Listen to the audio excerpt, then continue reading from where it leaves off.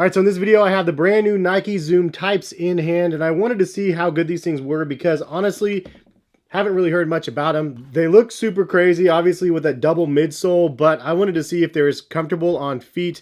And there's definitely some things that are absolutely insane about these sneakers, but there's some things I don't like as well. So let's go ahead and get into this video review.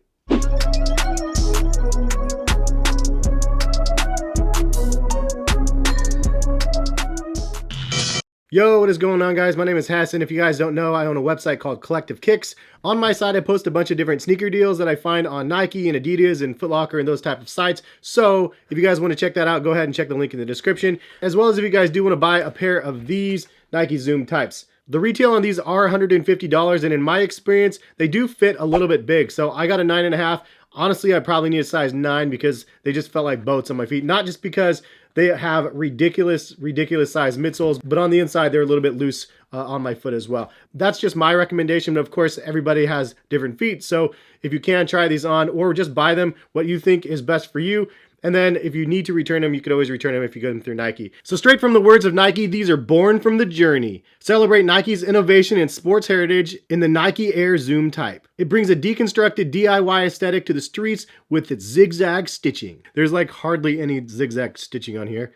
The colors are inspired by Japanese street culture. The stacked foam at the heel and the contrast colored Zoom air cushioning in the forefoot use the same technology used by the world's elite athletes for an unparalleled ride. The stacked foam sole is offset at the heel while the TPU plate runs the length of the shoe for stability and comfort. The cobbled look adds depth and celebrates Nike's dedication to innovation and design. The midsole actually combines double stacked Cushlon foam for an unbelievably soft ride, which I can confirm, and I'll confirm more in this video, is absolutely true. It doesn't look like it's soft and it's very good at all, but it's actually really amazing. Synthetic suede and stitch overlays add lightweight durability, while perforations in the toe it adds ventilation. The reflective dots add a playful nod to the motion capture associated with performance athletes, paying tribute to Nike's focus on innovation. It has a rubber waffle sole, which adds traction and durability. And this shoe features that N354 look to it, and it says this shoe is based on a Zoom Air prototype built at Nike World Headquarters, testing ideas. So it's made to be like a prototype-esque running sneaker, but this is a lifestyle shoe, it's not a running shoe. On the top of the box, it says N354 champions Nike's legacy of experimentation and innovation. It's an unapologetic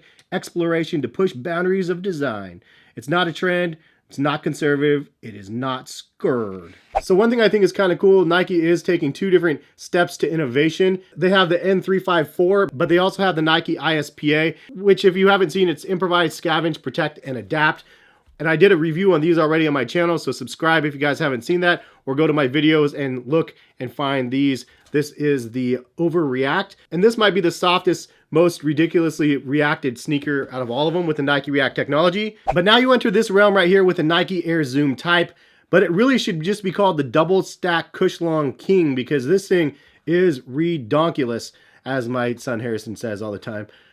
It's funny that a 4-year-old says redonkulous. I don't know what YouTube videos he's watching, but on feet, I have to say this might be the softest Nike I've ever tried on. That's a pretty bold statement considering I've tried like pretty much every single soft, squishing Nike shoe out there. We have the Overreacts, the Epic Reacts, the Pegasus 37s, the Pegasus Turbos, and even the Vaporfly 4%. The one that I haven't tried is the king of them all, though, the Alpha Fly 4%, because I haven't actually got a pair of those yet. But these things are crazy. And I've said that so many times that it's hard to believe that it just keeps getting crazier and crazier, especially when we have the Overreact that I just did a review on. But this thing is insane, and it's not even React. I thought for sure when I touched this midsole, I was like, okay, it has to be React.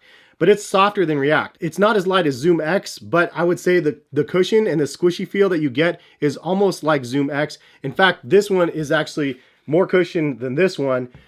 It's an incredibly crazy ride on your feet because you have a couple different things going on with this shoe to make that innovation in your step. So at first it looks like a knockdown version of this shoe right here. This is a Sakai Waffles, and you can see it has that exaggerated midsole, but this is a harder foam midsole, like more of like an OG style foam midsole from like the Waffle runners back in the day. But then you get these and you try them on and it's like literally a completely different ride than the Sakai's because this Cushlon foam is so incredibly soft, matched with this plastic plate that goes through the middle of the shoe.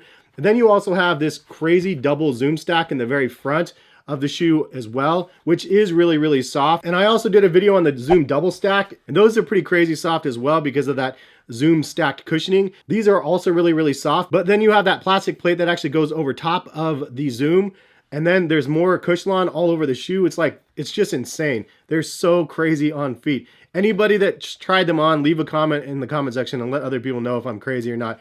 But it has to be one of the most cushioned sneakers from Nike I've ever put on my feet. But the other thing is, look at the size of this double stacked midsole. I mean, it's atrociously big. It's so ridiculously big. If you need to feel tall, these are definitely a good way to go. But unlike the overreact where you're sitting inside of the boat of the midsole and literally what your foot rests on is only like this part of the react, it's not the entire midsole. This one is the entire midsole. So your foot rests on top of here. It doesn't rest down here. So when you put them on feet, you definitely feel that crazy squishy feel of that double midsole. The way they actually designed this midsole is pretty impressive. Not only do they have that plate in the middle, you see it protrudes out the back. Actually, both midsoles protrude. As you can see right here, it doesn't actually butt up against the heel cup of the shoe. It's actually a little bit of space here. So it almost feels like they used the wrong midsoles on sizes and just reused them. But ultimately, there's some extra space here, then there's some extra space here. So you would think because of how insanely soft they are that they would have stability issues, but because of how far back and bulky the midsole is, I mean, it's like a size 11 sole on a size 9 upper. So actually I don't feel unstable in these shoes, which is crazy because I thought that would have been really bad and topple over. So who would have known that Cushlon is actually like amazing? I don't know. I've never been like a Cushlon fan. I never thought it was anything amazing or great. But given these sneakers here, maybe just because it's paired with a double midsole, it's definitely softer than React. And maybe because of that plastic plate in the middle of the shoe, you actually feel the responsiveness and that squish a lot more than you would with a regular pair of Nikes with Cushlon. But it's not all great though. There are some things I dislike about this shoe. The main one is the upper. The upper is this synthetic suede and it's terrible. It just feels super, super cheap. I mean, it's a $150 shoe and this feels like felt material that's just terrible. It's just not very good. On either pair, the upper is where this thing lacks for sure. If you guys think otherwise, leave a comment and let me know. But the perforation holes in the shoe and just everything about this upper, it just looks like a golf shoe or something like that to me. I don't really like it at all. You also have like a fused pull tab on the back of the shoe, which kind of looks okay, but it actually angles upward and digs into your heel a little bit. So if you're wearing low cut ankle socks, this thing is going to slice you. It's not too comfortable. Even the heel cup padding in the back of the shoe right here, it just feels like a really crappy synthetic plastic material. So all in all, I'd say the upper is the biggest fail of this shoe. You do have some pretty good traction on the bottom of the shoe, and you can see the width of the forefoot is just ridiculously large because of those double zoom stacks that they have, which I have to say is probably the next flaw point on these shoes. At least it looks like it initially after wearing these already one day. These have way more tinsel fibers in the air pocket than the Zoom double stacked had. And as a result, I was like, it looks kind of cool, but after wearing them, they're starting to pill a little bit and bunch up, which looks like they're breaking actually. So that's not a good sign for the Zoom in the midsole. That being said, it doesn't feel any worse on feet. It's just visibly, since it is a functional focal point for your eyes, it just doesn't look very good when you see it already separating like that. So leave a comment if you guys have had that problem as well, because that's not a good look in my opinion. But other than that, I think that I really do like that the forefoot Zoom. It's just crazy squishy, feels really good heel toe transition wise. Also, the Air Max 270 Reacts is an example in my opinion of a heel toe transition that was terrible. It was really clunky feeling with the Air on the back and then the React in the front. And these I was fearful would be the same sort of thing, but it's really smooth and super soft when you're wearing these. So I actually really like the ride on feet. Overall, I'd say if you're looking for a max cushion sneaker at that $150 price point, it's kind of steep for the technology that you get, but the way that they executed the Cushlon technology and the Zoom stacks in the front is really, really good on this midsole. I would actually love to take this midsole and sole swap it onto something else. Maybe I'll just get a pair of regular waffles and sole swap these because that would be an amazing ride. I hate this upper. I love the midsole. All in all, I'd say that this is like a pretty awesome product. At least the midsole is definitely worth giving a try on feet. If you want something with the most cushion that you've felt underfoot, these are probably going to be them. One of the softest, most squishy sneakers I think I've ever tried on to date. So that's my thoughts about these. If you think that there's another pair of sneakers that beat these out and are softer and squishier on your feet, leave a comment and let me know. But so far, I think these are the kings right now. I mean, it's just crazy how they feel. Anyway, that's all we have for the Zoom types. I want to sole swap these. What should I do for an upper? Drop a comment and let me know. Anyway, have a good one. We'll see you guys hopefully for some more videos very soon. Peace, guys.